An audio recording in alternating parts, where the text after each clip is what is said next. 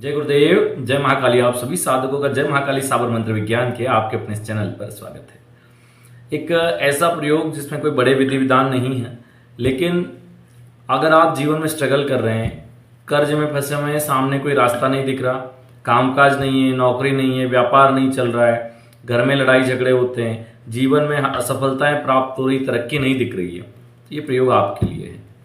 इसका कोई बड़ा विधि विधान नहीं है, आराम से कर लेंगे। हाँ, प्रयोग 60 दिन का है। बस इसमें आपको ब्रह्मचर्य का पालन करना है, जमीन पे अपना बिछौना लगा के सोना है। भोजन आप इसमें 2 समय कर सकते हैं, लेकिन बिना लहसुन प्याज का करें। ज़्यादा कोई बड़ा विधि विधान नहीं है। अगर एक समय रह के करना चाहें तो एक समय भी रह सकते हैं, नहीं तो आप आखिरी के 11 दिन एक समय भोजन करके रख लें, बाकी दिन आप भोजन कर सकते हैं 2 समय, लेकिन बिना लहसुन प्याज का। ये इसके नियम है, ठीक है। मंत्र भी नोट कर लीजिए। छोटा सा प्रयोग है तो कोई बड़ा विधि विधान उसमें होता नहीं है। मंत्र नोट कर लीजिए। ओम ह्रीं क्लीं घंटाकर्णो नमोस्तुते ठः ठः ठः स्वाहा। इसमें प्राण प्रतिष्ठित कमलगट्टे या मूंगा माला का प्रयोग करें और प्रतिदिन 11 माला मंत्र जप करना है। प्रतिदिन 11 माला मंत्र जप सुबह का है, प्रातः काल। कोशिश करें कि ये मंत्र जप 4:50 पे शुरू हो जाए, ठीक है। फिर ख़त्म जितनी देर में भी हो आपका, वो 5:30-6 बजे तक जब भी हो चल जाए। इस 60 दिन के दरमियान सबका सम्मान करिए, चाहे वो आपका शत्रु ही क्यों ना हो। किसी को गाली, लड़ाई झगड़ा, गुस्सा बिल्कुल नहीं करना, ना बच्चों पे, ना घर में, ना पत्नी पे, ना किसी पे नहीं।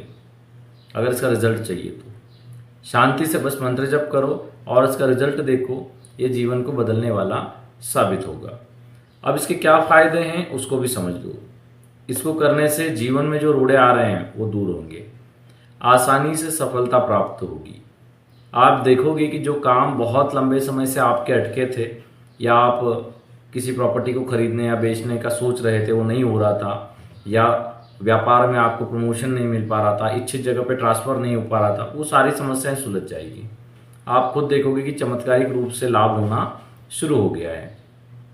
हालांकि लोगों की कुंडली में ये समस्याएं इसलिए उत्पन्न होती है कि उनकी कुंडली में कहीं ना कहीं गंभीर दोष बने होते हैं। दोष के साथ अगर आपकी कुंडली में 6ठा भाव पीड़ित है तो आप दुश्मन, कर्ज और बीमारी से ग्रसित हो जाते हैं। अगर 9वां भाव पीड़ित है तो भाग्य साथ नहीं देता। एकादश भाव पीड़ित है तो इनकम ब्रेक हो जाती है, ठीक है। 7वां भाव पीड़ित है तो वैवाहिक जीवन में समस्याएं आती है। तो इसलिए आपको ये समझना होगा कि कुंडली कितनी इंपॉर्टेंट है। सबसे पहले अपनी कुंडली का सही विश्लेषण करवा लिया जाए, जिससे कि समस्याओं का पता चले और उन समस्याओं का हम निवारण कर पाएँ। क्योंकि अगर आपको, बहुत से लोग हैं जिनके पास कुंडली नहीं है, जन्म तारीख, समय, स्थान नहीं होता है, वे लोग ऑरा स्कैनिंग और हस्तरेखा विश्लेषण करवा सकते हैं। जिन्हें भी कुंडली विश्लेषण या हस्तरेखा विश्लेषण, ऑरा स्कैनिंग करवाना हो, नीचे नंबर दिया गया, उसमें मैसेज करके संपर्क कर सकते हैं।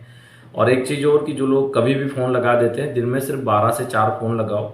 अगर कोई इमरजेंसी है तो मैसेज कर दो। मैसेज भी अपनी बात को बहुत कम शब्दों में लिखो, बहुत बड़ा मत लिखो। बहुत से लोग ऑडियो भेजते हैं, हम सुनते ही नहीं ऑडियो, क्योंकि टाइम नहीं होता इतना कान में लगा के सुनने का। तो छोटी लाइन में अपनी जो भी बात है लिख के भेजो, तो हम देख लेंगे और जो भी जवाब होगा उससे संबंधित दे देंगे। बहुत से लोग गुरु दीक्षा के लिए पूछते हैं, तो अभी गुरु दीक्षा ऐसे नहीं हो रही, जब होगी तब बताया जाएगा। चलिए आज के लिए इतना ही। जय गुरुदेव, जय महाकाली।